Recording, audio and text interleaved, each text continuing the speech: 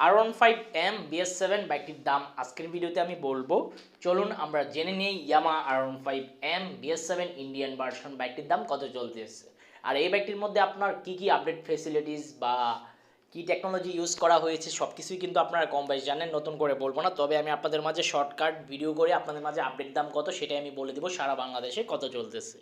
আসসালামু আলাইকুম guys, it's me Arman Sarwar. আজকের ভিডিওতে কোন ব্র্যান্ডের বাইকের সম্পর্কে কথা বলতে যাচ্ছি অলরেডি থাম্বনেল বা টাইটেল দেখে বুঝিয়ে গেছেন নতুন করে কি বলবো।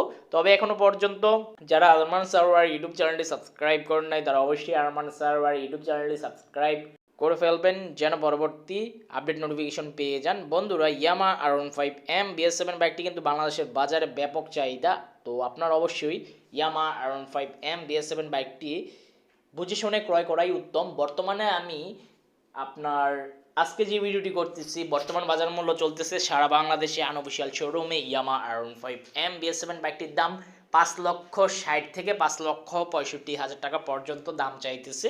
তো আপনার অবশ্যই 5-6টি শোরুম যাচাই বাছাই করে তারপর বাইক ক্রয় করবেন। আর ইয়ামা R15M BS7 বাইকটি কিন্তু বাংলাদেশের বাজারে ব্যাপক চাহিদা, তো যারা নিতে চান বাজেট ফ্রেন্ডলি বললে ভুল হবে, কারণ 5,60,000 টাকা বাজেট ফ্রেন্ডলি না। যাদের কাছে টাকা আছে তারাই বাইক ক্রয় করতে পারবে। তবে যারা R15M এর শখ আছে, ইন্দোনেশিয়ান বাইকের দাম কিন্তু 6 লক্ষ টাকার উপরে।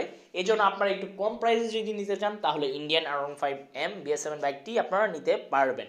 তো যারা নিতে চান অবশ্যই 5-6টি শোরুম যাচাই বাছাই করবেন। যাচাই বাছাই করে যে শোরুম থেকে মনে হবে বাইকটি ক্রয় করা আপনার জন্য ভালো, সেই শোরুম থেকে বাইক ক্রয় করবেন। আর বাইক ক্রয় করার সময় আপনার আরেকটা জিনিস ভুল করবেন না, বাইক ক্রয় করার আগে আপনি 2 বছরের কাগজ কত, 10 বছরের কাগজ কত সেটা আপনার আগে যাচাই বাছাই করে টাকার অ্যামাউন্টটা কথাবার্তা ডিল করে তারপর বাইক ক্রয় করবেন। কারণ অনেক সময় দেখা গেছে কি আপনি বাইক ক্রয় করলেন, তারপরে গিয়ে আপনি বলতেছেন যে নাম্বার প্লেট করতে কত লাগবে, তখন কিন্তু তারা নাম্বার প্লেটের টাকাটা একটু বেশি চাইবে, কারণ আপনি তো তাদের শোরুম থেকে বাইকটি ক্রয় করে ফেলছেন। এখন যে দাম বলবে হয়তো আপনি 1,000 টাকা কমাবেন, ওই ক্ষেত্রে তাদের ওইখান থেকে প্রফিট আসবে ভালো।